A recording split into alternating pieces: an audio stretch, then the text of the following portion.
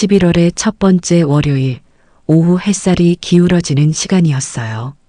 김순자 할머니는 손주 민준이와 함께 소아과 병원에 도착했습니다. 감기 때문에 온 것이었는데 아이의 걸음걸이가 조금 이상했어요.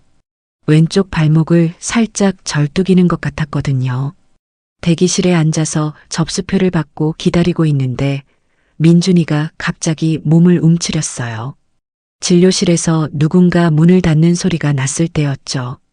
아이는 할머니 옷소매를 꽉 붙들며 불안한 표정을 지었습니다. 문 닫고 들어가는 거예요? 민준이가 진료실 문을 가리키며 작은 목소리로 물었어요. 순자 할머니는 고개를 갸우뚱했습니다. 평상시에도 문 닫는 소리를 유난히 무서워하던 민준이였지만 오늘따라 더 심해 보였거든요.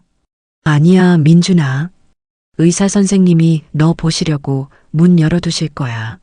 할머니의 말에 민준이는 안도하는 듯 했지만 여전히 불안한 기색을 감추지 못했어요. 뭔가 평소와 다른 긴장감이 아이 주변에 맴도는 것 같았죠. 접수를 마치고 앉아 있는데 민준이가 소매를 계속 당기며 손을 숨기려고 했어요. 할머니가 자연스럽게 손을 잡으려 하니 아이가 살짝 움찔하더라고요. 그 순간 소매 틈으로 오른손 등에 동그스름한 자국이 보였습니다. 민준아, 손이 어쩐 일이니? 아, 그거요? 뜨거운 물에 데웠어요. 민준이는 대답했지만 시선을 피하며 소매를 재빨리 내렸어요. 할머니는 더 자세히 보려 했지만 아이가 손을 무릎 아래로 숨기더라고요. 처음엔 그냥 멍인 줄 알았는데 자세히 보니 화상은 같아 보였거든요. 순자 할머니는 가슴이 철렁했어요. 언제 다친 건지 전혀 모르고 있었으니까요. 그런데 민준이는 마치 누군가 그렇게 하라고 가르쳐 준 것처럼 자연스럽게 손을 숨기고 있었습니다. 김민준 어린이. 간호사가 이름을 불렀을 때 민준이는 평소보다 더 조심스럽게 일어났어요. 할머니 손을 꽉 잡고 진료실로 들어가면서도 계속 주변을 살피더라고요. 평소 활발하던 아이치고는 너무 얌전한 모습이었죠. 진료실에 들어서자 의사 선생님이 친근하게 인사했어요. 안녕, 민준아. 어디가 아픈 거야? 목이 아파요. 민준이의 대답은 간단하고 정확했어요. 평소 같으면 이것저것 떠들며 장난을 쳤을 텐데 오늘은 마치 로봇처럼 지시에만 따르더라고요. 진찰이 시작되었어요. 청진기를 가슴에 댈 때도 목을 만져볼 때도 민준이는 한마디 불평 없이 순순히 따랐습니다. 의사 선생님이 팔을 살펴보려 하자 민준이가 잠깐 망설였어요. 그러다가 할머니를 한번 쳐다보고는 소매를 천천히 걷어 올렸죠. 그때 화상은이 또렷하게 드러났어요. 동그란 모양으로 선명하게 찍힌 자국이었습니다. 어머니, 이 화상은은 언제 생긴 건가요? 의사 선생님의 목소리가 진지해졌어요. 순자 할머니는 깜짝 놀랐습니다. 의사도 알아볼 정도로 명확한 상처였던 거죠. 저도 오늘 처음 봤는데요. 집에서 뜨거운 물에 데웠어요. 민준이가 재빨리 대답했지만 목소리가 조금 떨렸어요. 할머니는 그 모습이 이상하게 느껴졌습니다. 평소 다쳤을 때는 항상 자기에게 달려와서 호들갑을 떨곤 했거든요. 의사 선생님은 화상은을 자세히 살펴보더니 뭔가 메모를 했어요. 원형으로 깔끔하게 찍힌 화상이네요. 보통 뜨거운 물보다는 뜨거운 컵이나 다리미 같은 물건에 직접 닿았을 때 생기는 형태예요. 할머니는 더욱 당황했어요. 뜨거운 물에 데였다면서 어떻게 그렇게 선명하고 동그란 자국이 날 수 있을까요? 민준아, 정확히 뭘로 데인 거니? 컵이요. 뜨거운 컵. 아이의 대답은 확신이 없어 보였어요. 마치 누군가 시킨 말을 외우는 것 같았죠. 의사 선생님도 뭔가 의아하다는 표정을 지었습니다. 감기 진찰은 금세 끝났어요. 목이 조금 부었지만 심하지 않다는 진단이었죠. 하지만 화상은에 대한 의문은 해결되지 않았습니다. 처방전을 받기 위해 밖으로 나왔을 때 민준이는 다시 할머니 옆에 바짝 붙어 앉았어요. 평소보다 훨씬 더 의존적인 모습이었죠. 할머니는 아이의 머리를 쓰다듬으면서도 마음이 복잡했습니다. 민준아, 정말 아픈 데 없지? 네, 할머니. 민준이는 고개를 끄덕였지만 뭔가 하고 싶은 말이 있는 것 같았어요. 입술을 몇 번 달싹이더니 결국 조용히 말했습니다. 할머니, 저녁에 문 닫으면 무서워요. 순자 할머니는 가슴이 덜컥했어요. 무슨 소리야, 민준아? 하지만 민준이는 더 이상 말하지 않았어요. 그냥 할머니 품에 더욱 깊숙이 파고들 뿐이었죠. 처방전을 기다리는 동안 간호사 선희 씨가 조용히 다가왔어요. 30대 초반 정도로 보이는 그녀의 표정은 진지했습니다. 어머님, 잠깐만 따로 말씀드릴 게 있는데요. 순자 할머니는 민준이를 의자에 앉혀두고 간호사를 따라 복도 한쪽으로 갔어요. 뭔가 중요한 이야기인 것 같았거든요. 진찰하는 동안 아이를 지켜봤는데 몇 가지 신경 쓰이는 점이 있어서요. 간호사의 목소리는 조심스러웠어요. 이런 이야기를 하는 게 쉽지 않다는 걸 아는 것 같았죠. 화상은 말씀이신가요? 그것도 그렇고요. 아이가 계속 주변을 살피고 문소리에 과민 반응을 보이더라고요. 선희 간호사는 잠깐 망설이더니 계속 말했어요. 5년째 소아과에서 일하고 있는데 가끔 이런 아이들을 봐요. 집에서 무슨 일이 있을 때 나타나는 행동들이거든요. 할머니의 얼굴이 굳어졌어요. 간호사의 말이 자신이 막연히 느끼던 불안감과 일치했거든요.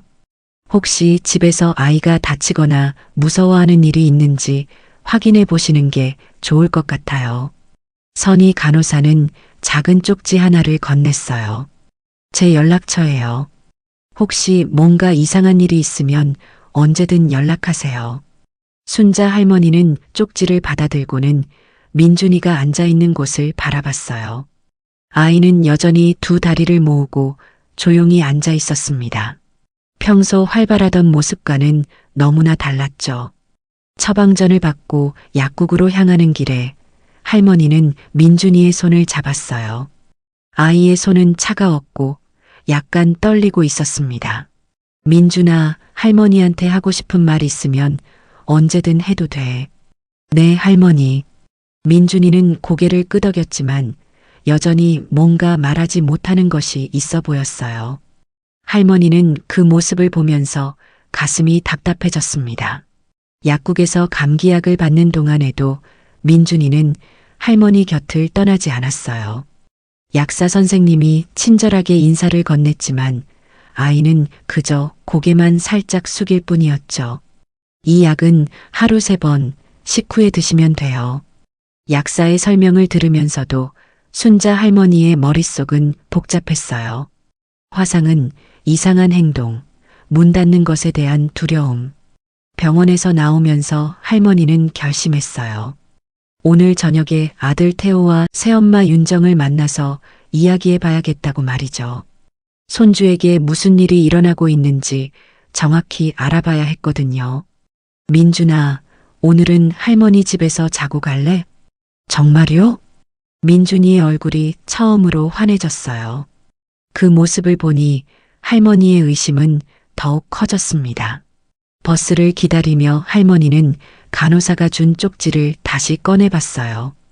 67년을 살아오면서 기른 직감이 자꾸만 경고음을 울리고 있었거든요. 민준이는 할머니 팔을 꼭 잡고 있었어요. 그 작은 손에서 느껴지는 떨림이 할머니의 마음을 더욱 무겁게 만들었습니다.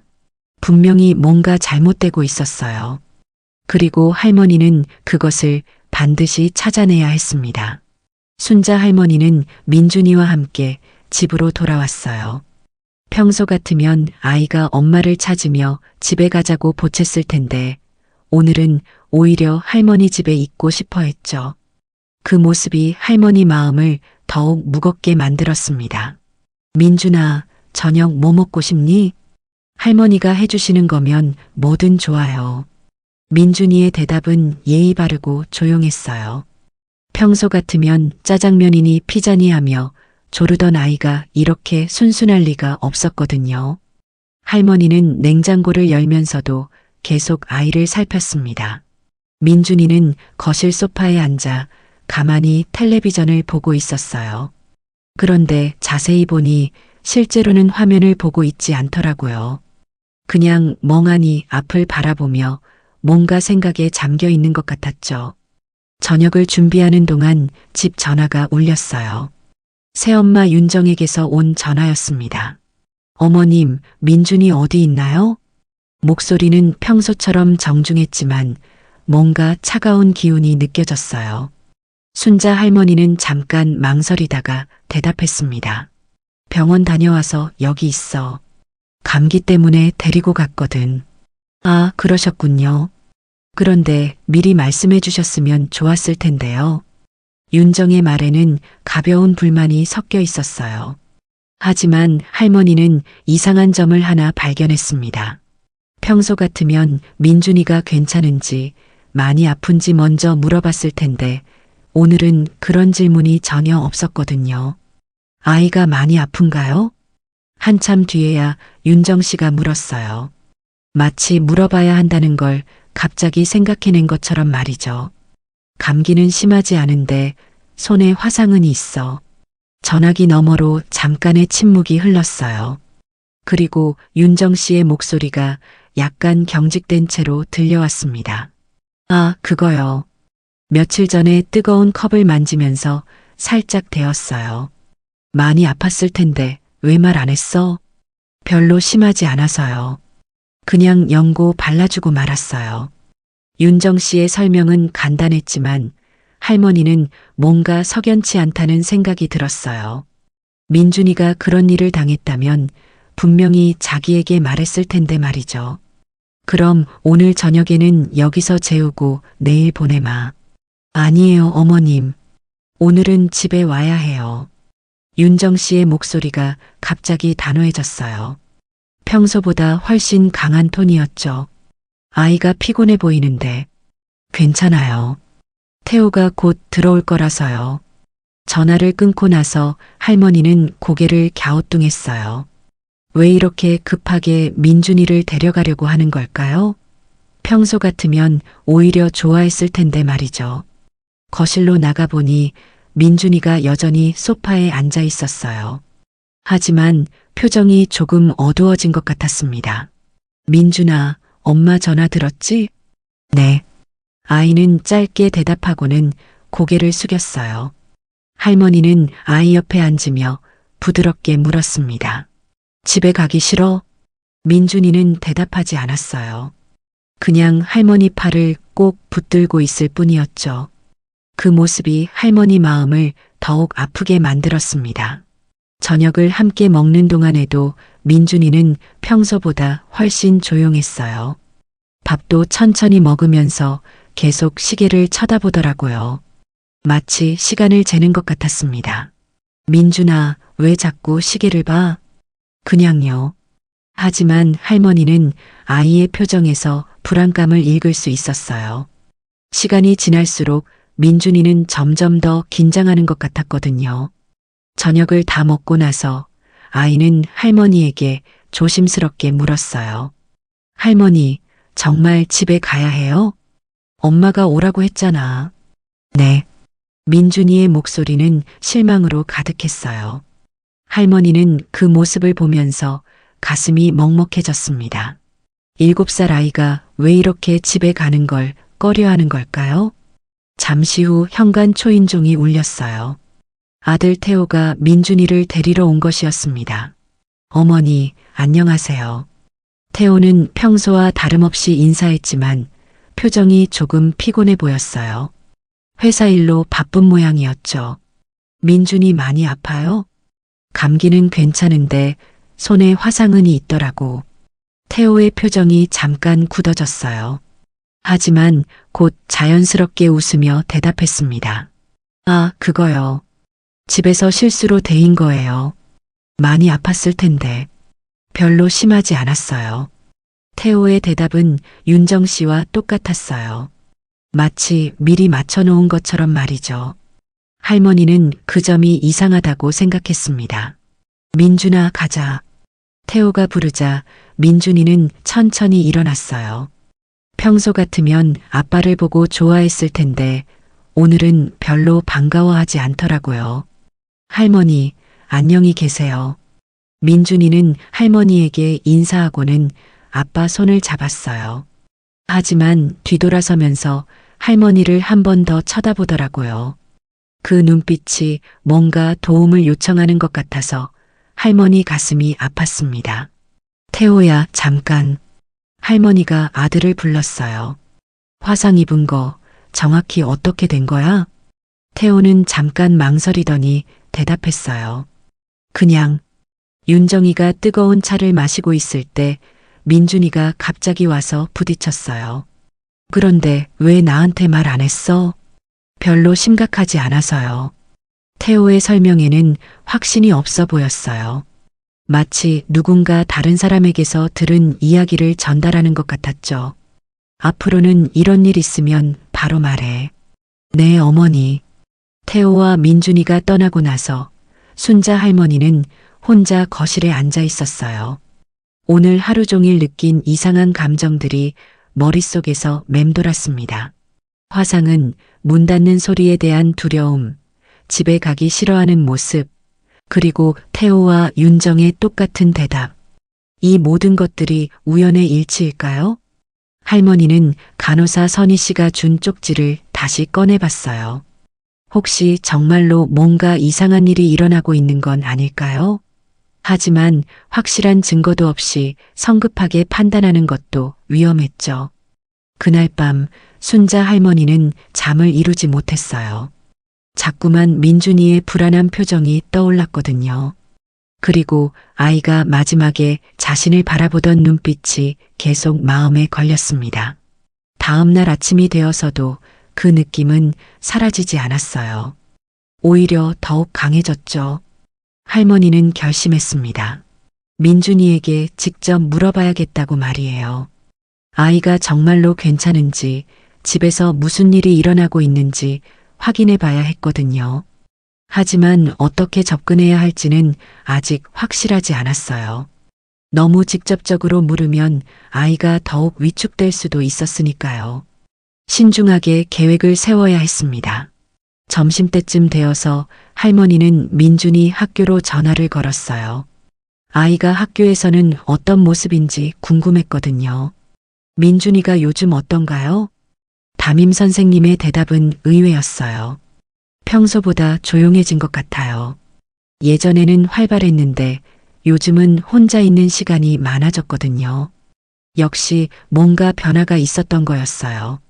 할머니는 더욱 확신을 갖게 되었습니다.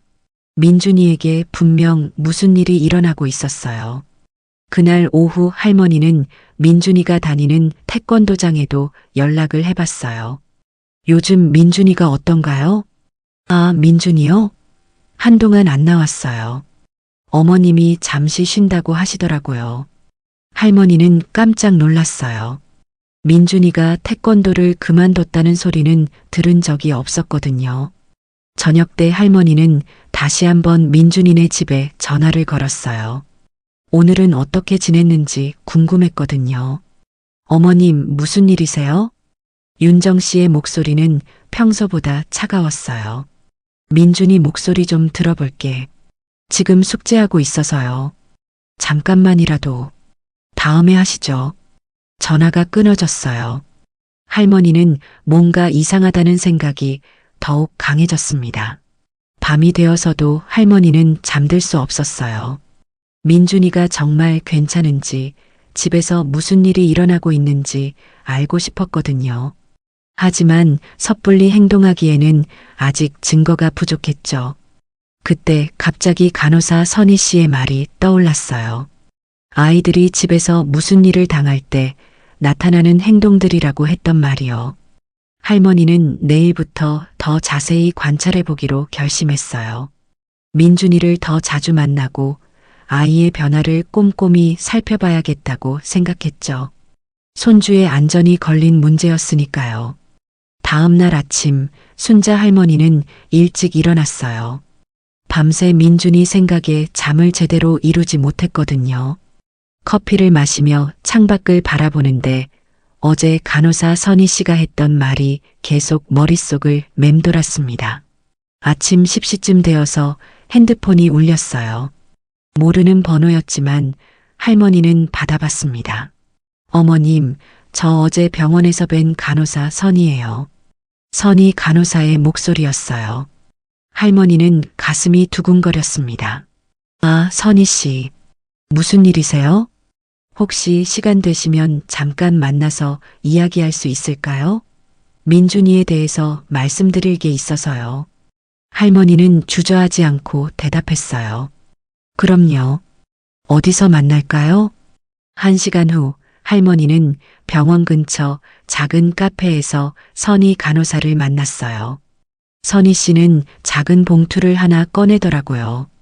어제 민준이가 진료받은 후에 이걸 주고 갔어요. 봉투 안에는 작고 접힌 종이가 들어 있었어요. 할머니가 펼쳐보니 아이의 서툰 글씨로 이런 내용이 적혀 있었습니다. 간호사 선생님, 저는 집에서 생긴 거라고 말할 수 없어요. 저녁에 문 닫고 혼나는 게 무서워요.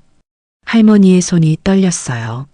민준이가 직접 쓴 글이었거든요. 이걸 언제 줬다고 했어요? 진료실에서 나올 때 제 주머니에 슬쩍 넣고 갔어요.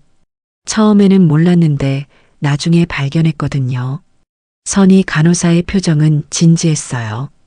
5년째 소아과에서 일하면서 이런 경우를 몇 번 봤어요. 아이들이 직접 도움을 요청하는 경우는 정말 심각한 상황일 때거든요. 할머니는 쪽지를 다시 읽어봤어요. 저녁에 문 닫고 혼나는 게 무서워요라는 문장이 특히 마음에 걸렸습니다. 혹시 아이가 다른 말도 했나요? 진료받기 전에 잠깐 이야기했는데 집에 늦게 가면 안 된다고 하더라고요. 8시 전에 꼭 들어가야 한다면서요. 할머니는 깜짝 놀랐어요. 그런 얘기는 처음 들어봤거든요. 왜 8시 전에 들어가야 하는지 물어봤더니 늦으면 훈육받는다고 하더라고요. 선희 간호사는 잠시 망설이더니 계속 말했어요. 그리고 화상음 모양이 정말 이상해요. 컵에 데인 게 아니라 뜨거운 동전이나 라이터 같은 걸로 지진 것 같거든요. 할머니의 얼굴이 창백해졌어요. 확실한가요? 의사 선생님도 같은 생각이세요. 그래서 저희도 고민이 많았거든요. 카페를 나온 후 할머니는 민준이 학교로 향했어요. 아이를 직접 만나서 확인해 봐야 했거든요. 하지만 마음은 무거웠습니다. 학교 앞에서 기다리고 있는데 민준이가 다른 아이들보다 늦게 나왔어요. 혼자 터덜터덜 걸어오는 모습이 평소와 달랐죠. 민준아. 할머니가 부르자 민준이는 깜짝 놀라더니 주변을 둘러봤어요. 마치 누가 보고 있는지 확인하는 것 같았습니다. 할머니, 왜 여기 계세요? 보고 싶어서 왔지. 같이 집에 갈까? 민준이는 잠깐 망설이더니 고개를 끄덕였어요. 하지만 표정은 여전히 불안해 보였습니다. 집으로 가는 길에 할머니는 조심스럽게 물어봤어요. 민준아, 혹시 집에서 무서운 일 있어? 민준이는 걸음을 멈추고 할머니를 올려다봤어요. 잠깐 동안 뭔가 말하고 싶어 하는 표정이었지만 결국 고개를 저었습니다. 아니요. 하지만 아이의 목소리에는 확신이 없었어요. 할머니는 더 직접적으로 물어봤습니다. 저녁에 문 닫는 게 무섭다고 했잖아. 민준이가 깜짝 놀라며 할머니를 쳐다봤어요. 어떻게 그걸 아냐는 표정이었죠. 간호사 선생님한테서 들었어. 아이는 한동안 말이 없었어요. 그러다가 작은 목소리로 말했습니다. 할머니, 저 말 안 하기로 했어요. 누구랑? 엄마랑요. 할머니의 가슴이 답답해졌어요. 민준이가 윤정 씨와 비밀을 약속했다는 얘기였거든요. 하지만 할머니한테는 말해도 돼. 민준이는 고개를 저었어요. 안 돼요. 말하면 더 무서워져요. 그 말을 듣는 순간 할머니는 확신했어요. 정말로 민준이에게 무슨 일이 일어나고 있었던 거예요. 집에 도착해서 간식을 준비해 주면서도 할머니는 계속 아이를 관찰했어요. 민준이는 시계를 자주 봤고 시간이 지날수록 불안해하더라고요. 민준아, 오늘은 여기서 자고 가면 안 될까? 안 돼요, 할머니. 8시 전에 집에 가야 해요. 왜? 그냥요. 약속이에요. 민준이는 더 이상 말하지 않았어요. 하지만 할머니는 아이가 얼마나 무서워하고 있는지 알 수 있었습니다. 그때 민준이의 가방에서 작은 소리가 났어요. 키즈폰에서 알림음이 울린 거였죠. 뭐라고 왔니? 민준이가 폰을 확인하더니 얼굴이 창백해졌어요. 집에 오라고 해요. 할머니가 시계를 보니 겨우 6시 반이었어요. 평소보다 훨씬 일찍이었죠. 이렇게 일찍? 민준이는 대답하지 않고 가방을 챙기기 시작했어요. 손이 부들부들 떨리더라고요. 할머니, 저 가봐야 해요. 아이의 목소리에는 두려움이 가득했어요. 할머니는 그 모습을 보면서 가슴이 미어졌습니다. 민준아, 정말 괜찮아? 민준이는 할머니를 꼭 안았어요. 그리고 작은 목소리로 속삭였습니다. 할머니, 도와주세요. 그 말을 듣는 순간 할머니는 결심했어요. 더 이상 지켜볼 수 없었거든요. 반드시 민준이를 지켜내야 했습니다. 아이를 집까지 데려다 주면서 할머니는 윤정 씨를 유심히 관찰했어요. 겉으로는 평상시와 다름없이 정중했지만 민준이를 대하는 태도가 어딘가 차가웠습니다. 어머님, 수고하셨어요. 아니에요. 민준이랑 시간 보내는 게 좋아서요. 윤정 씨는 작게 웃었지만 눈은 웃지 않았어요. 그리고 민준이에게 말했습니다. 빨리 들어와서 숙제해.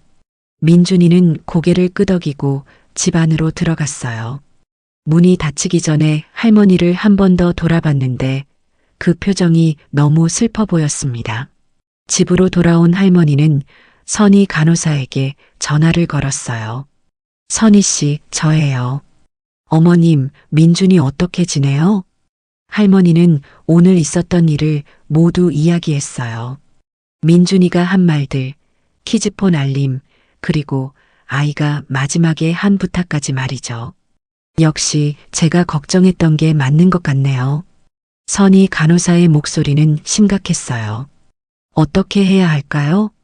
일단 더 확실한 증거를 모아야 해요. 그리고 필요하면 아동보호 전문기관에 신고해야 할 수도 있어요. 할머니는 한숨을 쉬었어요.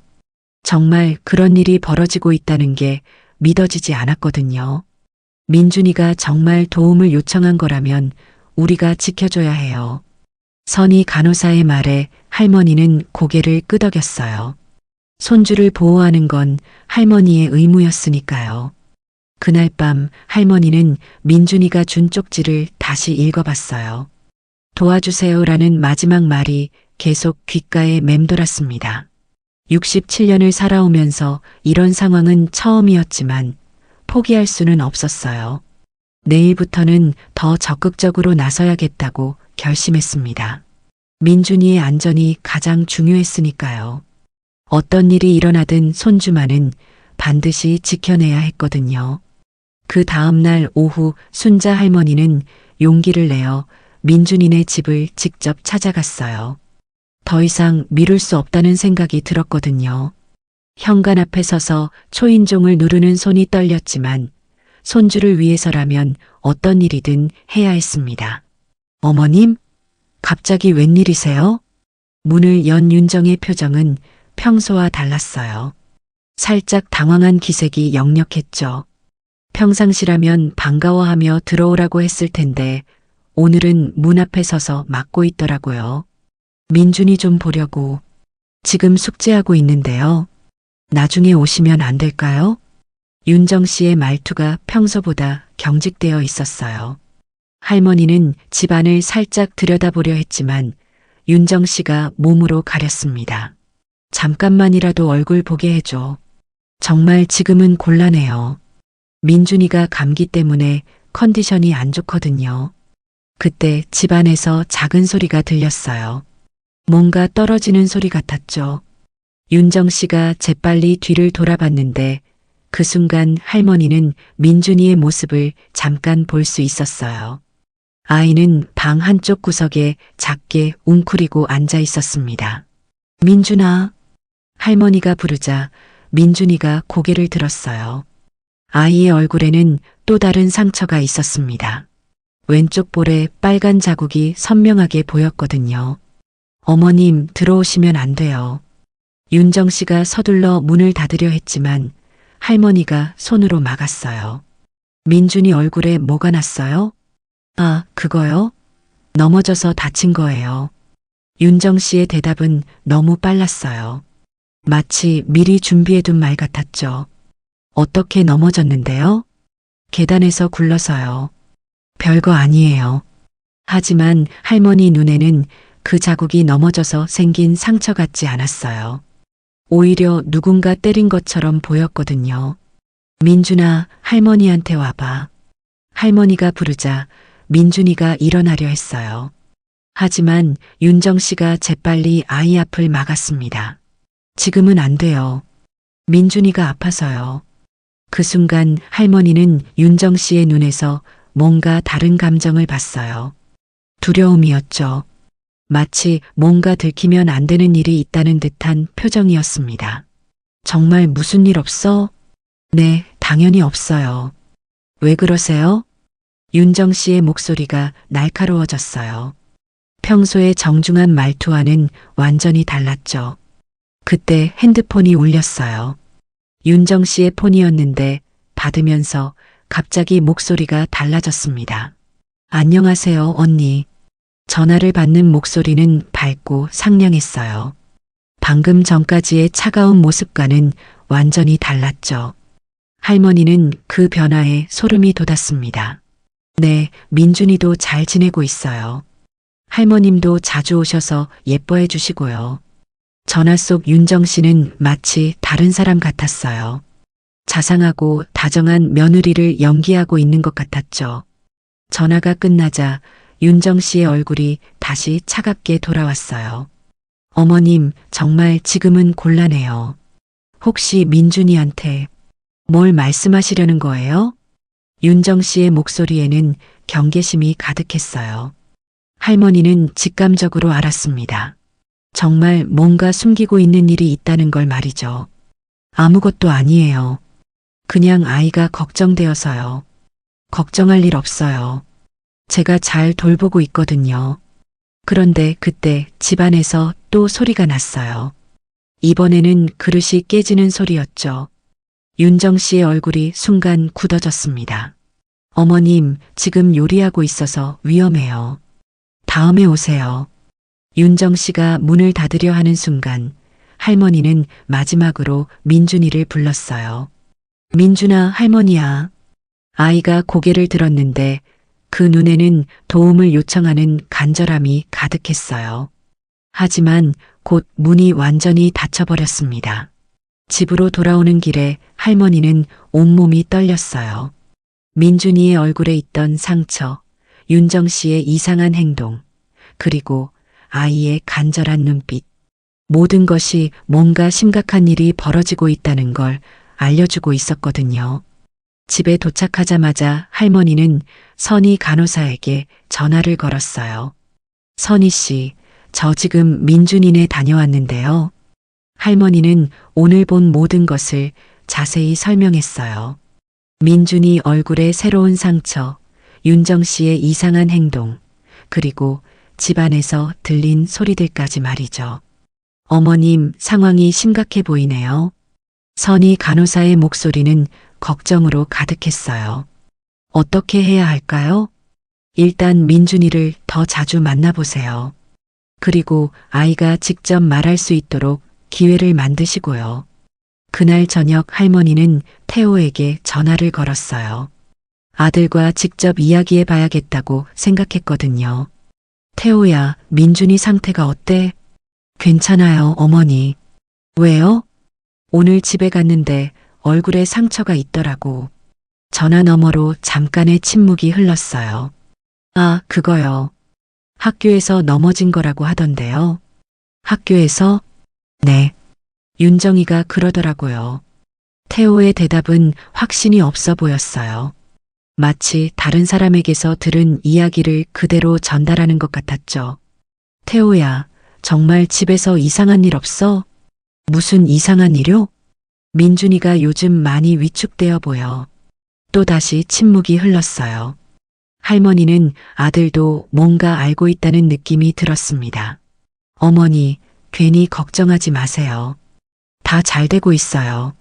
하지만 태호의 목소리에는 확신이 없었어요. 오히려 뭔가 피하고 싶어 하는 것 같았죠. 전화를 끊고 나서 할머니는 한참을 생각했어요. 아들도 뭔가 알고 있지만 말하지 않는 것 같았거든요. 그날 밤 할머니는 민준이가 써준 쪽지를 다시 꺼내봤어요. 저녁에 문 닫고 혼나는 게 무서워요라는 문장을 읽으며 가슴이 아팠습니다. 7살 아이가 이런 두려움 속에서 살고 있다니요.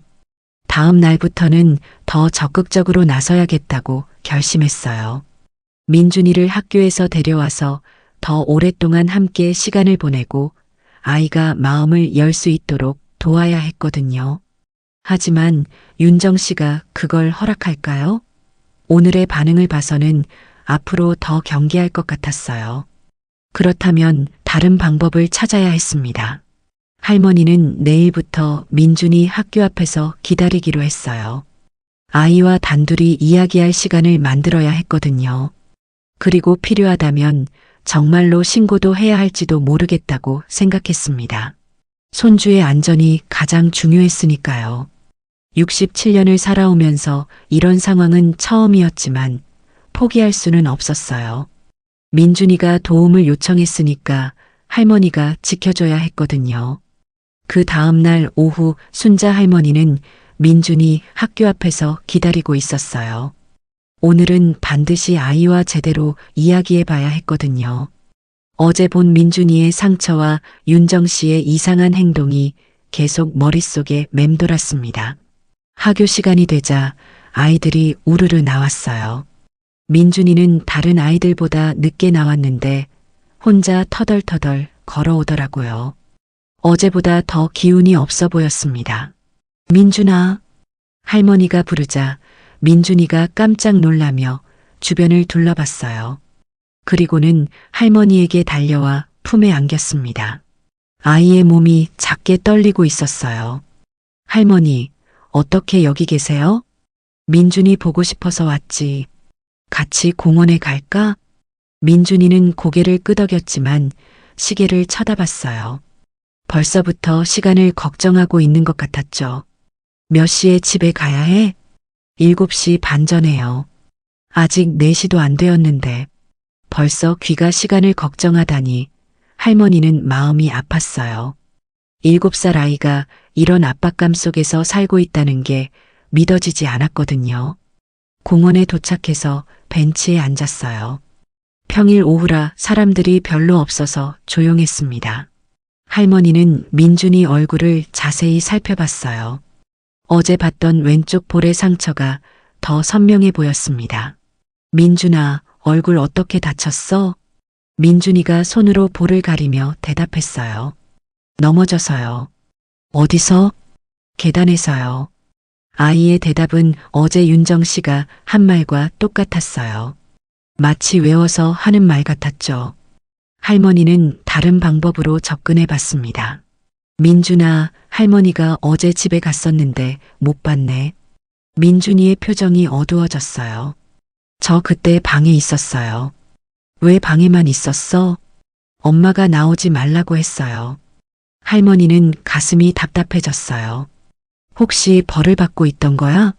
민준이가 깜짝 놀라며 할머니를 쳐다봤어요. 그 반응만으로도 할머니는 짐작할 수 있었습니다. 뭘로 벌 받았어? 말하면 안 돼요. 아이의 목소리가 떨렸어요. 할머니는 민준이 어깨에 손을 올리며 부드럽게 말했습니다. 할머니한테는 말해도 괜찮아. 할머니가 지켜줄게. 민준이는 한참을 망설이더니 작은 목소리로 말했어요. 어제 키즈폰을 늦게 확인해서요. 그래서 엄마가 화났어요. 그래서 저녁에 민준이가 말을 멈췄어요. 할머니는 기다렸습니다. 저녁에 뭐 했는데? 문 닫고 혼났어요. 할머니의 심장이 쿵쾅거렸어요. 민준이가 쪽지에 썼던 그 말이었거든요. 어떻게 혼났는데? 민준이는 고개를 저었어요. 말 못해요. 비밀이에요. 그때 민준이의 키즈폰에서 알림음이 울렸어요. 아이가 폰을 확인하더니 얼굴이 하얘졌습니다. 뭐라고 왔어? 지금 어디에 있냐고 해요. 할머니가 시계를 보니 겨우 4시 반이었어요. 평소보다 훨씬 일찍 연락이 온 거였죠. 뭐라고 답할 거야? 할머니랑 공원에 있다고 해야 해요. 민준이가 답장을 보내자 곧바로 다시 메시지가 왔어요. 아이의 얼굴이 더욱 창백해졌습니다. 뭐래? 바로 집에 오라고 해요. 할머니는 민준이의 키즈폰을 잠깐 보여달라고 했어요. 아이가 망설이더니 폰을 건넸습니다. 화면에는 여러 메시지들이 있었어요. 6시까지 집에 와. 늦으면 어떻게 되는지 알지? 할머니한테 말하지 마. 약속 잊으면 안 돼. 할머니는 이런 메시지들을 보면서 분노가 치솟았어요. 7살 아이에게 이런 협박 같은 메시지를 보내다니요. 민준아, 이런 메시지 자주 와? 네. 매일이요. 늦으면 어떻게 된다는 거야? 민준이가 또 입을 다물었어요. 하지만 아이의 표정만 봐도 알 수 있었습니다. 분명 무서운 일이 기다리고 있다는 것을요. 할머니한테 말해봐. 할머니가 도와줄게. 정말 도와주실 거예요? 민준이의 눈에 희망이 살짝 비쳤어요. 할머니는 고개를 끄덕였습니다. 그럼 할머니가 꼭 도와줄게. 민준이는 한참을 고민하더니 조심스럽게 말했어요. 저 늦으면 장난감 뺏겨요. 그것만? 민준이가 고개를 저었어요. 그리고 저녁 안 주고 방에 혼자 있어야 해요. 할머니는 가슴이 터질 것 같았어요. 그것도 끝이 아니었습니다. 그리고 무서운 걸로 민준이가 말을 잇지 못했어요. 할머니는 아이를 꼭 안아주며 말했습니다. 괜찮아, 민준아. 이제 할머니가 알았으니까 걱정하지 마. 그런데 그때 민준이의 키즈폰이 또 울렸어요. 이번에는 전화였습니다. 윤정 씨에게서 온 전화였죠. 민준이가 전화를 받았어요. 네, 엄마. 전화기 너머로 윤정 씨의 날카로운 목소리가 들렸어요. 지금 당장 집에 와. 할머니한테 뭔 말했어? 민준이가 할머니를 불안하게 쳐다봤어요. 아무 말 안 했어요. 거짓말하지 마. 할머니가 어제 왜 왔는지 알아? 민준이는 대답하지 못했어요. 할머니가 전화를 받았습니다. 윤정 씨, 저예요. 어머님, 민준이 좀 보내주세요. 아직 시간이 많이 남았잖아요. 지금 당장 보내주세요. 윤정 씨의 목소리에는 분노가 섞여 있었어요. 할머니는 더 이상 참을 수 없었습니다. 민준이한테 도대체 뭘 하고 있는 거야? 전화기 너머로 잠깐의 침묵이 흘렀어요. 무슨 말씀이세요? 아이가 무서워하고 왜 그런지 알지? 어머님, 무슨 오해가 있으신 것 같은데. 오해가 아니에요. 민준이가 직접 말했거든요. 그러자 윤정 씨의 목소리가 완전히 바뀌었어요. 어머님이 아이한테 뭘 물어보신 거예요? 손주가 이상하게 행동하는데 그건 어머님이 상관할 일이 아니에요. 할머니는 깜짝 놀랐어요. 이런 말투는 처음 들어봤거든요. 상관할 일이 아니라고? 내 손주인데? 민준이는 제 아들이에요. 제가 어떻게 키우든 어머님이 간섭할 일이 아니라고요. 전화가 끊어졌어요. 할머니는 민준이를 바라봤는데 아이가 눈물을 글썽이고 있었습니다. 할머니, 저 이제 어떻게 돼요? 할머니는 민준이를 꼭 안아주며 말했어요. 괜찮아, 민준아. 할머니가 꼭 지켜줄게. 하지만 마음속으로는 어떻게 해야 할지 막막했어요. 이제 윤정 씨와 정면으로 부딪히게 된 상황이었거든요. 더 이상 숨어서 지켜볼 수만은 없었습니다. 그날 저녁 민준이를 집에 데려다 주면서 순자 할머니는 마음이 무거웠어요. 윤정 씨와의 전화 통화 이후 상황이 더 악화될 것 같았거든요. 현관 앞에서 초인종을 누르는데 손이 떨렸습니다. 문이 열리자 윤정 씨가 나타났어요. 얼굴 표정이 평소와 완전히 달랐습니다. 가면을 벗은 듯한 차가운 모습이었죠. 어머님, 인사도 그냥 건성으로 했어요. 평소 같으면 정중하게 인사하고 들어오라고 했을 텐데 말이죠. 민준아, 들어가. 윤정 씨가 민준이를 부르는 목소리도 차가웠어요. 아이는 할머니를 한번 돌아보고는 집 안으로 들어갔습니다. 그 뒷모습이 너무 작고 외로워 보였어요. 우리 좀 이야기해. 할 이야기 없어요. 윤정 씨가 문을 닫으려 했지만 할머니가 막았어요. 민준이 일로 이야기해야지. 어머님이 무슨 권리로 제 아이 일에 간섭하세요? 목소리에 적대감이 드러났어요. 할머니는 이런 윤정 씨를 처음 봤습니다. 내 손주니까 당연히 관심 가져야지. 손주라고 해서 뭘 해도 되는 건 아니에요. 그때 집안에서 민준이의 작은 울음소리가 들렸어요. 할머니는 가슴이 철렁했습니다. 민준이가 왜 울어? 그냥 피곤해서 그래요. 윤정 씨의 대답은 너무 무심했어요. 자신의 아이가 우는데도 전혀 신경 쓰지 않는 것 같았죠. 들어가서 봐야겠어요. 할머니가 안으로 들어가려 하자 윤정 씨가 몸으로 막았어요. 안 돼요. 왜? 그냥 안 돼요.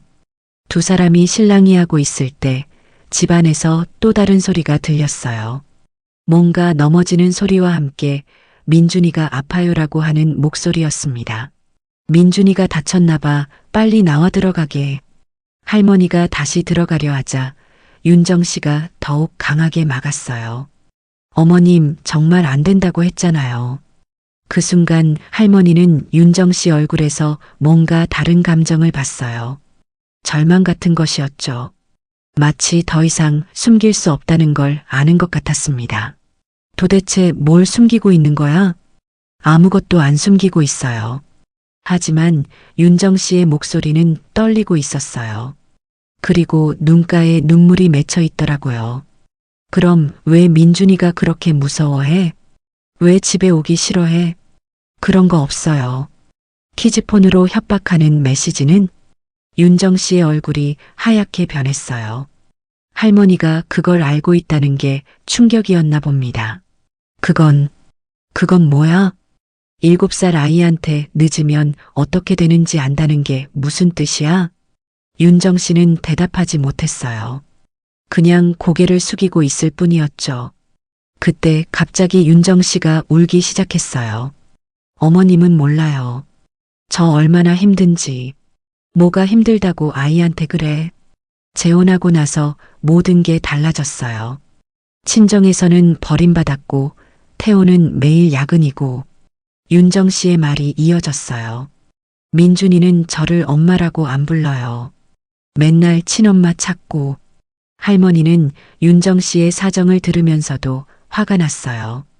그런 게 아이를 학대할 이유가 될 수는 없었거든요. 그래도 아이한테 그럴 수는 없잖아.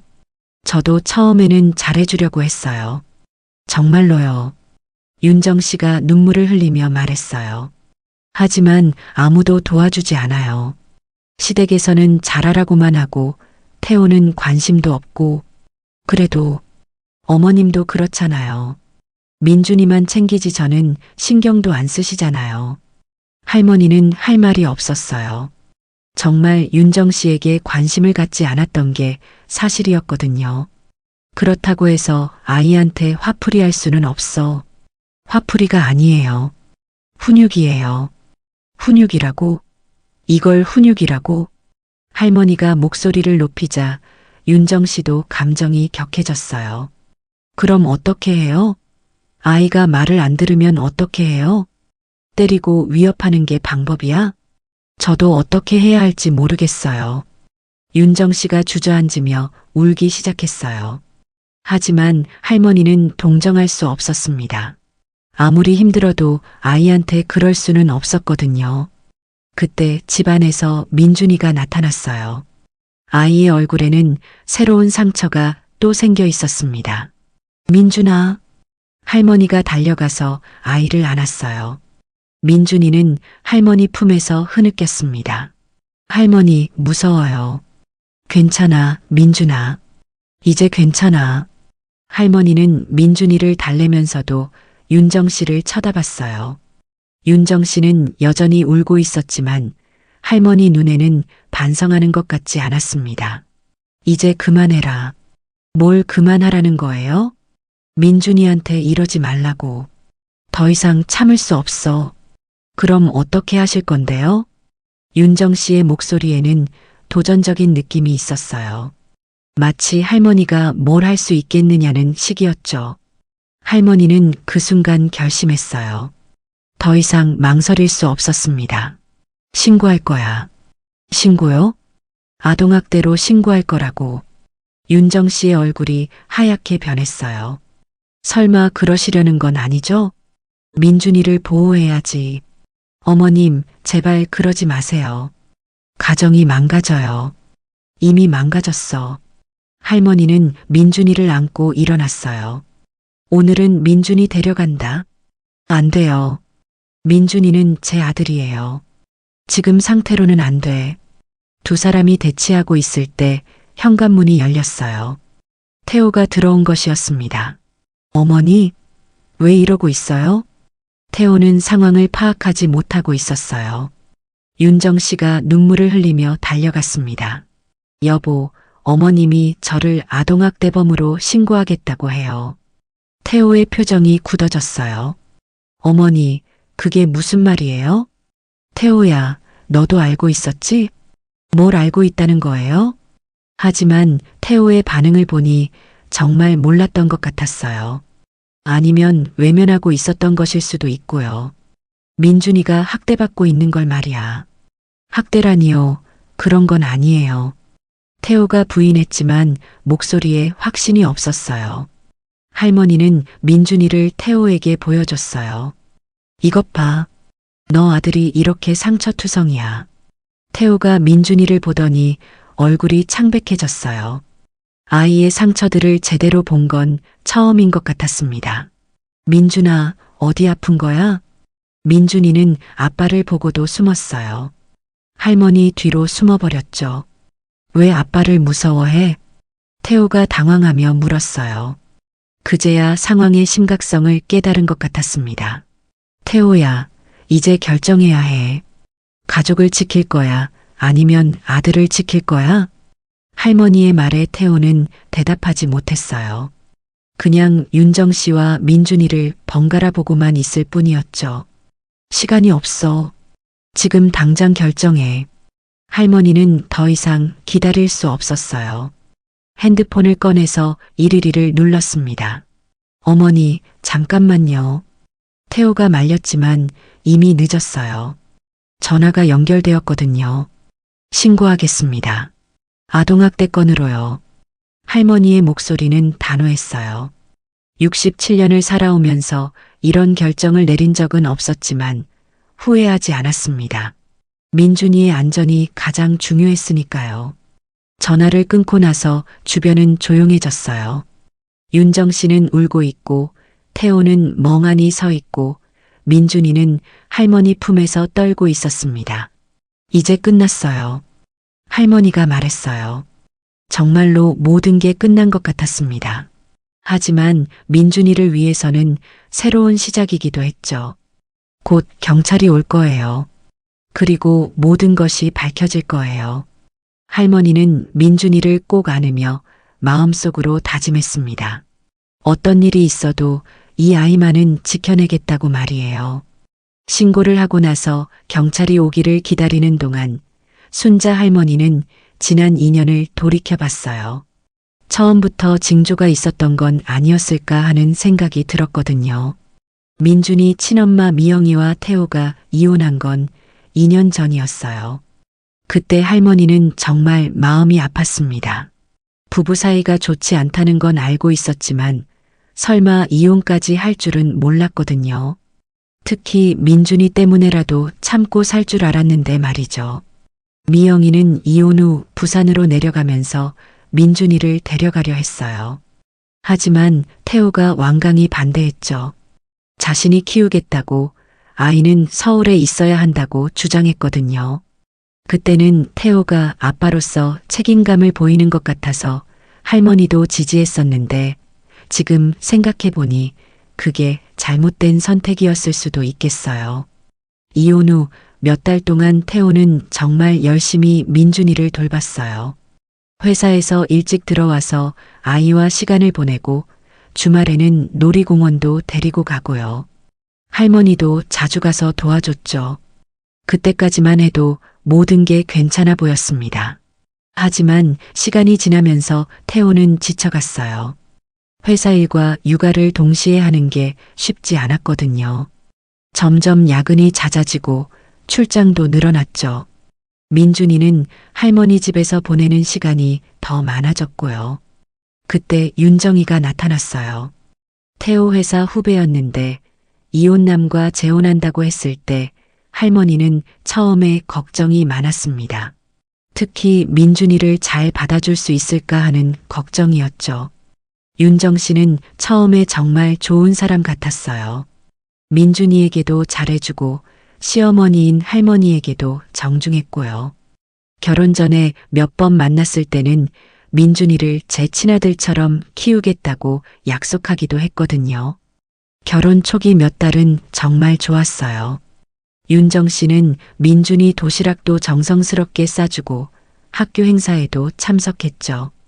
태호도 안정되어 보였고 민준이도 새엄마를 잘 따르는 것 같았어요. 하지만 문제는 윤정 씨 친정에서 시작되었어요.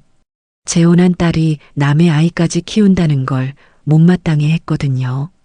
특히 윤정 씨 어머니는 노골적으로 불만을 표시했죠. 왜 남의 애까지 키워야 하냐. 친엄마한테 보내면 되지 않느냐는 말을 자주 했어요. 할머니가 직접 들은 적도 있었거든요. 윤정 씨는 그때마다 괜찮다고 했지만 스트레스를 받고 있다는 게 눈에 보였어요. 게다가 경제적 어려움도 있었어요. 태호 혼자 벌어서는 세 식구가 살기 빠듯했거든요. 윤정 씨도 일을 하려 했지만 민준이 때문에 쉽지 않았죠. 아이가 아프면 일찍 들어와야 하고 학교 행사가 있으면 빠져야 하고요. 할머니는 그때 더 적극적으로 도와줬어야 했는데 지금 생각해보니 윤정 씨의 어려움을 제대로 이해하지 못했던 것 같아요. 그냥 며느리니까 당연히 해야 할 일이라고 생각했거든요. 상황이 악화되기 시작한 건 올해 들어서였어요. 태호의 야근이 더 잦아지고 윤정 씨는 점점 지쳐갔죠. 민준이도 6살에서 7살이 되면서 말도 늘고 요구사항도 많아졌고요. 그때부터 윤정 씨가 조금씩 변하기 시작했어요. 민준이에게 짜증을 내는 일이 많아졌고 할머니가 와도 예전처럼 반갑게 맞아주지 않았죠. 하지만 할머니는 그냥 육아 스트레스겠거니 하고 넘어갔어요. 민준이도 변했어요. 예전에는 활발하고 밝았는데 점점 조용해지고 위축되더라고요. 할머니가 물어봐도 괜찮다고만 했고 집에서 무슨 일이 일어나는지 말해주지 않았어요. 태호는 더욱 집을 비우게 되었어요. 아마 집안 분위기가 불편해서 일부러 피한 것 같기도 해요. 회사 일이 바쁘다는 핑계로 집에 늦게 들어오고 주말에도 골프를 치러 나가곤 했죠. 할머니는 그때 뭔가 이상하다는 느낌을 받았어야 했는데 제대로 대처하지 못했어요. 윤정 씨한테 힘들면 언제든 말하라고는 했지만 정작 아이가 어떤 상황인지는 깊이 들여다보지 않았거든요. 돌이켜보니 징조들이 여러 개 있었어요. 민준이가 집에 가기 싫어한다던지, 할머니한테 있을 때만 편애한다던지, 특정 단어에 과민 반응을 보인다던지요. 하지만 그때는 그냥 나이가 들면서 예민해졌나 보다 정도로만 생각했어요. 가장 후회되는 건 윤정 씨의 고립을 방치한 거예요. 친정에서도 외면당하고 시댁에서도 제대로 된 지지를 받지 못하고 남편마저 관심을 갖지 않는 상황에서 혼자 아이를 키우라고 한 거죠. 그 스트레스가 결국 민준이에게 향한 거였어요. 물론 아무리 힘들어도 아이를 학대할 이유는 없어요. 그건 절대 정당화될 수 없는 일이죠. 하지만 이 상황이 하루아침에 만들어진 게 아니라는 것도 사실이에요. 모두가 조금씩 책임이 있는 거죠. 태호는 아빠로서의 책임을 다하지 않았어요. 재혼하고 나서 아내에게만 육아를 맡기고 자신은 도망쳤거든요. 회사 일이 아무리 바빠도 자신의 아들이 어떻게 지내는지는 관심을 가져야 했는데 말이에요. 할머니 자신도 잘못이 있어요. 윤정 씨의 어려움을 이해하려고 노력하지 않았고 민준이가 보내는 신호들을 제대로 읽지 못했거든요. 할머니라는 이유로 당연히 손주가 괜찮을 거라고만 생각했죠. 그리고 우리 사회 전체의 문제이기도 해요. 재혼 가정에 대한 편견, 계모에 대한 차가운 시선, 육아는 여자의 몫이라는 잘못된 인식, 이런 것들이 윤정 씨를 더욱 고립시켰던 거죠. 하지만 이제 와서 후회해봐야 소용없어요. 중요한 건 앞으로 어떻게 할 것인가예요. 민준이를 어떻게 보호하고 상처받은 마음을 어떻게 치유해 줄 것인지가 더 중요하죠. 윤정 씨도 처벌받아야 하지만 동시에 도움도 받아야 해요. 그냥 벌주기만 해서는 근본적인 해결책이 될 수 없거든요. 왜 이런 일이 일어났는지 되짚어보고 다시는 이런 일이 없도록 해야 해요. 태호도 이제는 정말 아빠 역할을 해야 해요. 더 이상 도망칠 수 없어요. 자신의 선택과 무관심이 어떤 결과를 낳았는지 직시하고 아들을 위해 진짜 노력해야 하죠. 할머니도 달라져야 해요. 앞으로는 민준이를 더 세심하게 돌봐야 하고 아이가 보내는 신호들을 놓치지 않아야 해요. 그리고 무엇보다 이런 일이 다시 일어나지 않도록 지켜봐야 하죠. 이 모든 일이 민준이에게는 너무 큰 상처가 되었을 거예요. 7살이라는 어린 나이에 이런 트라우마를 겪다니. 하지만 이제라도 발견해서 다행이에요. 더 늦었다면 돌이킬 수 없는 상처가 되었을지도 모르거든요. 그건 이제부터 주변 사람들이 얼마나 노력하느냐에 달려 있어요. 할머니는 목숨을 걸고라도 이 아이를 지켜낼 거예요. 그리고 윤정 씨, 지금은 미워하고 화가 나지만 언젠가는 이해할 수 있는 날이 올까요? 그녀도 피해자였을 수도 있어요. 물론 그렇다고 해서 아이를 학대한 게 용서되는 건 아니지만요. 이 모든 상황이 정말 복잡하고 어려워요. 단순히 선악으로 나눌 수 있는 문제가 아니거든요. 하지만 분명한 건 민준이의 안전과 행복이 가장 우선이라는 거예요. 다른 모든 것은 그 다음 문제죠. 할머니는 민준이를 꼭 안으며 마음속으로 다짐했어요. 이제부터는 정말 할머니다운 할머니가 되겠다고. 손주를 지키는 게 할머니의 가장 중요한 역할이라고 말이에요. 경찰이 도착한 건 신고 후 20분 뒤였어요. 2명의 경찰관이 왔는데 한 명은 중년 남성이고 다른 한 명은 젊은 여성이었습니다. 여성 경찰관이 먼저 할머니에게 다가왔어요. 신고하신 분이시죠? 아동학대 의심건으로 연락받고 왔습니다. 순자 할머니는 고개를 끄덕였어요. 이제 정말 돌이킬 수 없는 순간이 왔구나 하는 생각이 들었습니다. 우선 아이부터 확인해 보겠습니다. 여성 경찰관이 민준이에게 무릎을 꿇고 눈을 맞췄어요. 안녕, 민준아.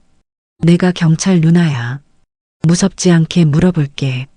민준이는 할머니 뒤에 숨어 있었지만 경찰관의 부드러운 말투에 조금씩 긴장이 풀리는 것 같았어요. 민준아, 몸에 아픈 데 있니?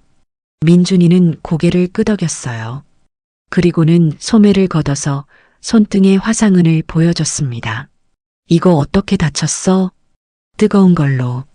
민준이의 목소리는 작았지만 이번에는 솔직하게 대답했어요. 누가 그랬어? 민준이가 윤정 씨를 슬쩍 쳐다봤어요. 그리고는 작은 목소리로 말했습니다. 엄마가. 그 순간 윤정 씨의 얼굴이 하얗게 변했어요. 태호도 충격받은 표정이었죠. 여성 경찰관이 더 자세히 물어봤어요. 엄마가 뜨거운 걸로 일부러 데쳤어? 민준이는 고개를 끄덕였어요. 그리고는 다른 상처들도 하나씩 보여주기 시작했습니다. 볼에 빨간 자국, 팔에 멍 자국, 다리에 상처들. 할머니가 몰랐던 상처들이 훨씬 많았어요. 이것들도 엄마가 그랬어? 네. 민준이의 대답에 할머니는 눈물이 났어요. 손주가 이렇게 많은 상처를 혼자 감추고 있었다니요. 중년 남성 경찰관이 윤정 씨에게 다가갔어요. 부인, 이 상처들에 대해 설명해 주시겠습니까? 윤정 씨는 한참을 침묵했어요. 그러다가 갑자기 울음을 터뜨렸습니다. 저도 어쩔 수 없었어요. 어쩔 수 없었다는 게 무슨 뜻입니까? 아이가 말을 안 들어서. 경찰관의 표정이 굳어졌어요. 그런 이유로 아이를 때렸다는 뜻이었거든요. 구체적으로 어떤 방법으로 훈육을 하셨나요? 윤정 씨는 대답하지 못했어요. 그냥 계속 울고만 있었죠. 그때 여성 경찰관이 민준이에게 더 자세히 물어봤어요. 민준아, 집에서 무서운 일이 또 있었어? 민준이가 고개를 끄덕였어요. 저녁에 문 닫고. 혼나요. 어떻게 혼나는데? 민준이가 망설이더니 작은 목소리로 말했어요. 때려요. 그리고 밥 안 줘요. 할머니는 주먹을 꽉 쥐었어요. 손주가 얼마나 무서웠을지 상상이 안 됐거든요. 또 뭐가 있니? 캄캄한 곳에 혼자 있어야 해요. 무서워요. 민준이가 떨리는 목소리로 말했어요. 경찰관들도 표정이 심각해졌습니다. 언제부터 그랬어? 여름부터요. 그럼 벌써 몇 달째 이런 일이 계속되고 있었던 거예요. 할머니는 자신이 너무 늦게 알아챈 것 같아서 자책감이 들었습니다. 경찰관이 윤정 씨에게 다시 물어봤어요. 지금 아이가 말한 내용이 사실입니까? 윤정 씨는 고개를 숙이고 있었어요. 부인할 수도 없는 상황이었죠. 훈육이었어요. 정말 훈육이었어요. 훈육이라고 하시지만 이건 명백한 아동학대입니다. 경찰관의 말에 윤정 씨가 더 큰 소리로 울기 시작했어요. 그때 태호가 나섰어요. 경찰관님, 제가 몰랐어요. 정말 몰랐습니다. 몰랐다고 하시는데 아이 아버지시면 알 수 있었던 거 아닙니까? 태호는 대답하지 못했어요. 정말 몰랐던 건지 아니면 알고도 외면했던 건지 스스로도 확실하지 않았을 거예요. 여성 경찰관이 민준이에게 또 물어봤어요. 민준아, 아빠는 이런 걸 알고 있었어? 민준이가 고개를 저었어요. 아빠는 집에 없어요. 늦게 와요. 그럼 이런 일들은 아빠 모르게 일어났던 거야? 네. 비밀이에요. 민준이의 대답에 태호의 얼굴이 창백해졌어요. 자신이 집을 비운 사이에 아들이 이런 일을 당하고 있었다니요. 경찰관이 할머니에게 물어봤어요. 어머님은 언제부터 의심하셨나요? 며칠 전부터요. 병원에서 화상은을 발견하고 나서. 할머니는 지난 며칠간 있었던 일들을 차례로 설명했어요. 간호사 선희 씨가 준 쪽지, 민준이의 이상한 행동들, 키즈폰 메시지들까지 모든 것을 말했습니다. 그 쪽지와 키즈폰 메시지들을 볼 수 있을까요? 할머니는 민준이에게서 키즈폰을 받아서 경찰관에게 보여줬어요. 협박성 메시지들이 그대로 남아 있었거든요. 이런 메시지를 누가 보낸 건가요? 경찰관이 윤정 씨를 보자 그녀는 더 이상 부인할 수 없었어요. 제가 보냈어요. 왜 7살 아이에게 이런 메시지를 보내신 겁니까? 집에 늦게 오면 안 되니까. 안 된다는 게 무슨 뜻입니까? 윤정 씨는 대답하지 못했어요. 사실 아이가 늦게 오면 자신의 감정을 통제하기 어려워서였거든요. 경찰관들이 잠깐 따로 상의를 했어요. 그리고는 할머니에게 말했습니다. 일단 아이는 안전한 곳으로 분리하는 게 좋겠습니다. 분리요? 네, 할머님 댁에서 당분간 지내는 걸로 하시죠. 할머니는 고개를 끄덕였어요. 그게 민준이에게 가장 좋은 방법이라고 생각했거든요. 그리고 부인은 아동학대 혐의로 조사를 받으셔야 합니다. 윤정 씨가 더 크게 울기 시작했어요. 이제 정말 모든 게 끝났다는 걸 깨달은 거였죠. 저 정말 훈육이라고 생각했어요. 훈육과 학대는 다릅니다. 아이에게 상처를 입히고 공포감을 주는 건 학대예요. 경찰관의 말에 윤정 씨는 아무 말도 할 수 없었어요. 태호가 경찰관에게 물어봤어요. 저는 어떻게 되는 건가요? 아버지로서의 보호 의무를 다하지 못한 부분에 대해서는 별도로 상담받으실 필요가 있습니다. 태호도 고개를 숙였어요. 자신의 무관심과 회피가 이런 결과를 만들었다는 걸 이제야 깨달은 거였죠. 경찰관이 민준이에게 마지막으로 물어봤어요. 민준아, 할머니 집에서 지내고 싶어? 민준이가 밝게 대답했어요. 네, 할머니랑 있고 싶어요. 그 대답을 들으니 할머니는 눈물이 났어요. 이 아이가 얼마나 무서웠을지, 얼마나 도움을 기다렸을지 생각하니까요. 그럼 오늘부터 할머니 집에서 지내는 거야. 이제 무서운 일 없을 거야. 민준이가 할머니를 꼭 안았어요. 할머니, 고마워요. 정말 고마워요. 아이의 작은 목소리에 할머니는 더 큰 책임감을 느꼈어요. 이제부터는 정말 이 아이를 지켜내야 했거든요. 경찰관들이 조사를 마치고 떠나면서 말했어요. 아동보호전문기관에서 후속 조치를 할 예정입니다. 연락드릴게요. 네, 알겠습니다. 모든 사람이 떠나고 나서 할머니와 민준이만 남았어요. 아이는 처음으로 편안한 표정을 지었습니다. 할머니, 이제 정말 괜찮은 거예요? 그럼 민준아, 이제 할머니가 꼭 지켜줄게. 민준이가 웃었어요. 몇 달 만에 보는 진짜 웃음이었습니다. 할머니는 그 웃음을 보면서 다짐했어요. 앞으로 절대 이 아이를 혼자 두지 않겠다고 말이에요. 그로부터 사흘 후 아동보호전문기관에서 연락이 왔어요. 정식 조사 결과가 나왔고 앞으로의 조치에 대해 논의해야 한다는 내용이었습니다. 순자 할머니는 민준이와 함께 기관을 방문했어요. 상담실에 들어서니 여러 사람들이 앉아 있었어요. 아동보호전문기관 담당자, 사회복지사, 그리고 심리상담사까지 있었습니다. 테이블 반대편에는 태호와 윤정 씨도 와 있었어요. 안녕하세요, 어머님. 민준이도 안녕. 담당자가 친근하게 인사했어요. 민준이는 할머니 옆에 바짝 붙어 앉았지만 예전보다는 덜 움츠러든 모습이었습니다. 우선 조사 결과부터 말씀드리겠습니다.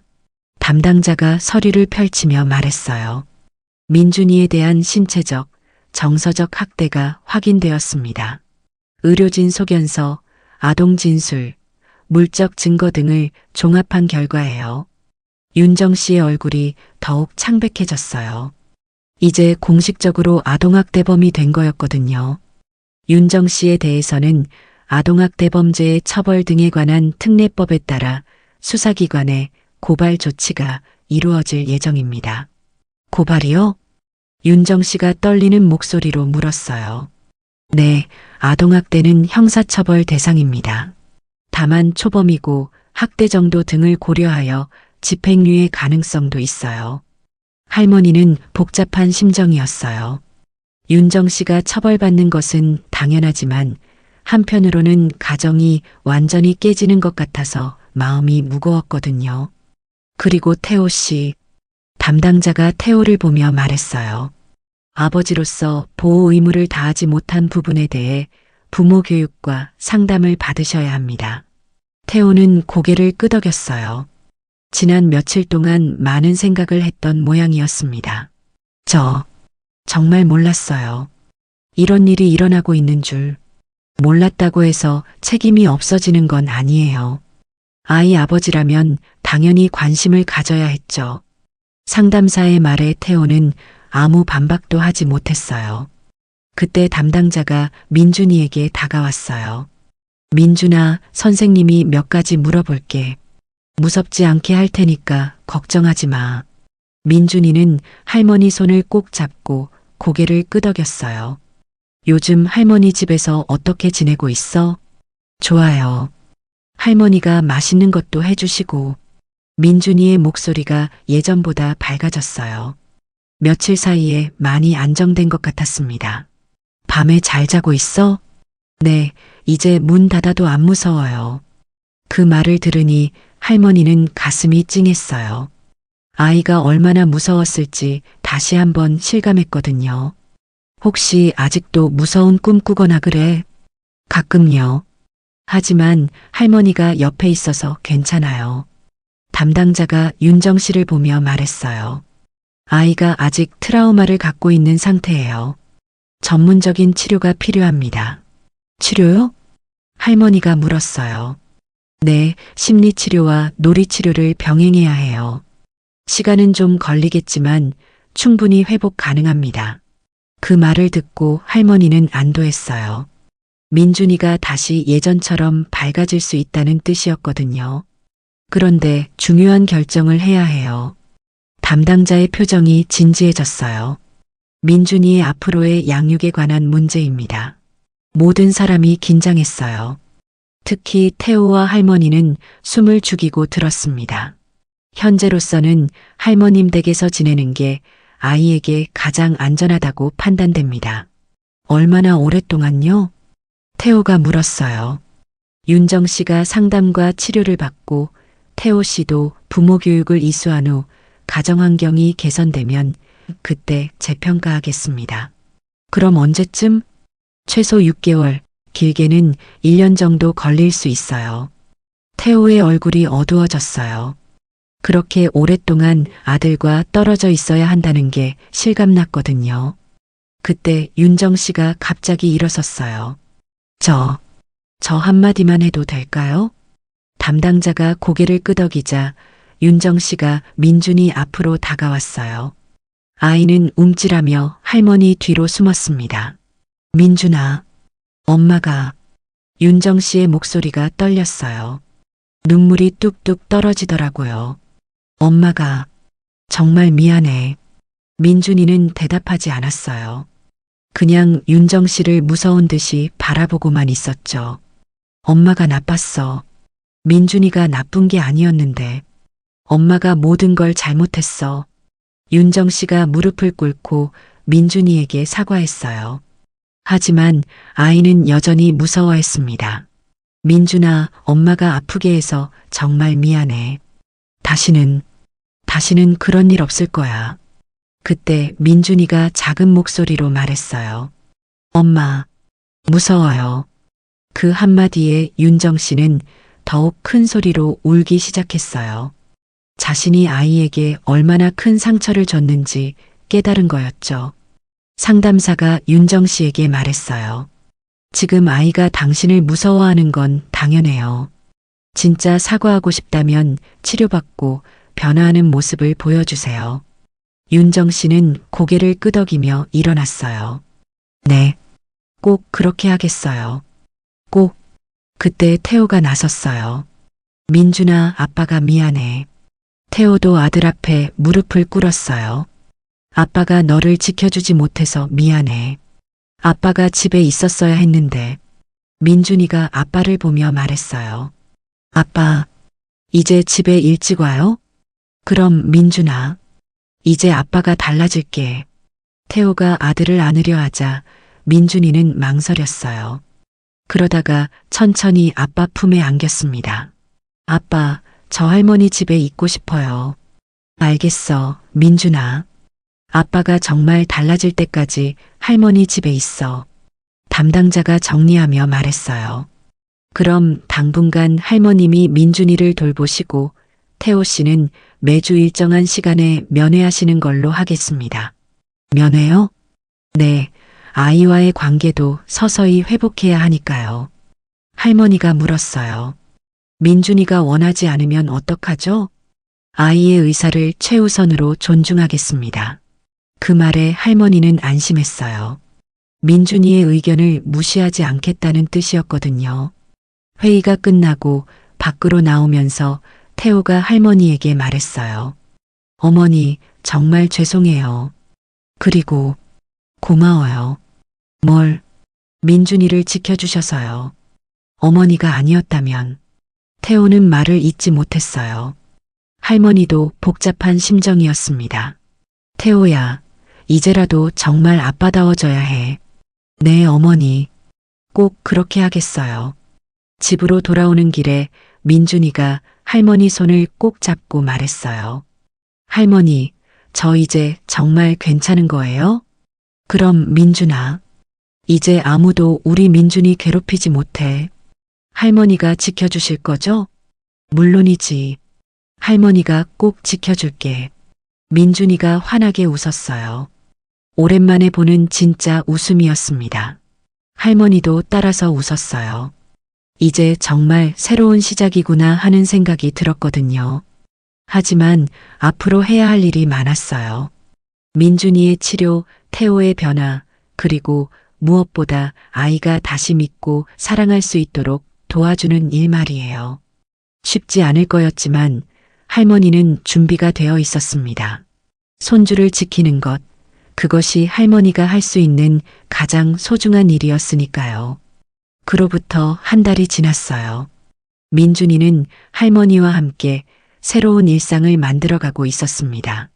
아침에 일어나면 할머니가 따뜻한 미역국을 끓여주고 학교에서 돌아오면 간식을 준비해서 기다리고 있었어요. 무엇보다 밤에 잠들 때 더 이상 무서워하지 않았습니다. 할머니, 오늘은 문 안 닫아도 돼요? 처음 며칠은 민준이가 이런 말을 했어요. 하지만 이제는 그런 걱정 없이 편안하게 잠들었습니다.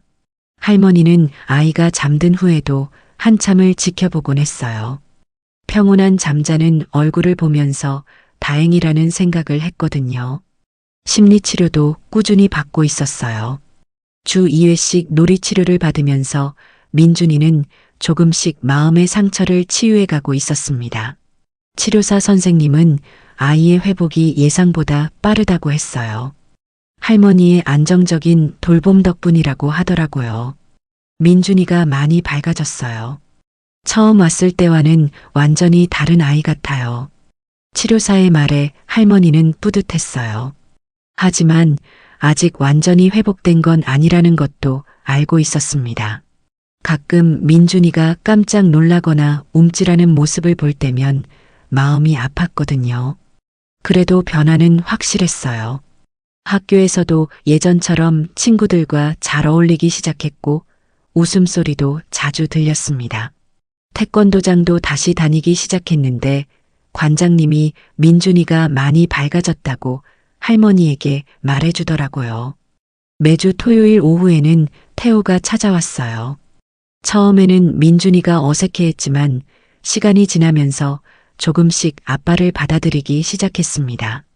태호도 예전과는 완전히 달라진 모습이었어요. 민준아, 아빠가 새 장난감 가져왔어.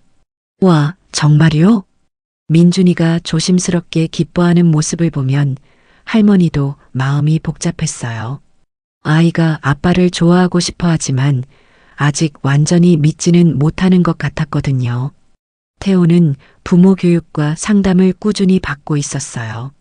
회사에서도 근무 시간 단축을 신청해서 예전보다 일찍 퇴근할 수 있게 되었죠. 상사가 처음에는 탐탁지 않아 했지만 상황을 설명하니 이해해 주더라고요. 태호 씨, 일 때문에 가정을 소홀히 하면 안 되죠. 네, 부장님. 이제 우선순위를 제대로 정하겠습니다. 태호는 정말로 달라졌어요. 매일 민준이에게 안부 문자를 보내고 주말에는 함께 시간을 보내려고 노력했습니다. 할머니도 그 변화를 인정할 수밖에 없었어요. 어머니, 제가 정말 바보였어요.